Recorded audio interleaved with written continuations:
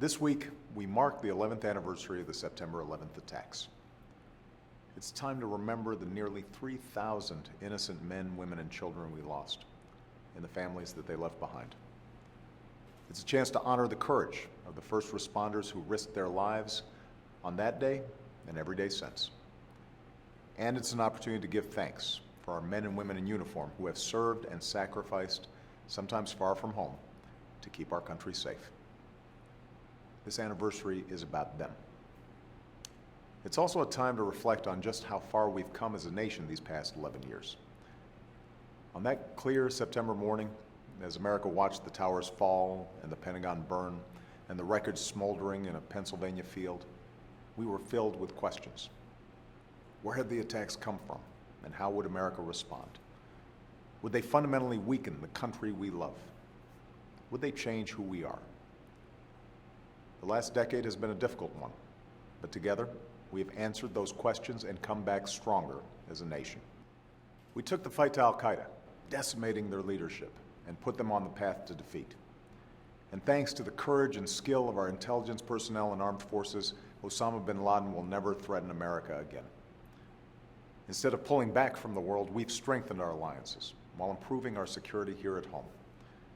As Americans, we refuse to live in fear. Today, a new tower rises above the New York skyline, and our country is stronger, safer, and more respected in the world. Instead of turning on each other, we resisted the temptation to give in to mistrust and suspicion. I've always said that America is at war with al-Qaeda and its affiliates, and we will never be at war with Islam or any other religion. We are the United States of America. Our freedom and diversity make us unique, and they will always be central to who we are as a nation. Instead of changing who we are, the attacks have brought out the best in the American people. More than 5 million members of the 9/11 generation have worn America's uniform over the past decade, and we've seen an outpouring of goodwill towards our military, our veterans, and their families. Together, they've done everything we've asked of them. We've ended the war in Iraq and brought our troops home. We brought an end to the Taliban regime. We've trained Afghan security forces and forged a partnership with the new Afghan government. And by the end of 2014, the transition in Afghanistan will be complete and our war there will be over. And finally, instead of turning inward with grief, we've honored the memory of those we lost by giving back to our communities, serving those in need, and reaffirming the values at the heart of who we are as a people.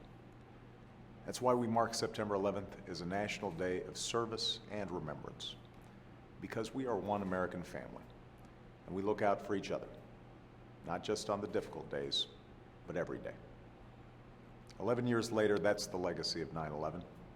The ability to say with confidence that no adversary and no act of terrorism can change who we are. We are Americans, and we will protect and preserve this country we love. On this solemn anniversary, let's remember those we lost. Let us reaffirm the values they stood for, and let us keep moving forward as one nation and one people.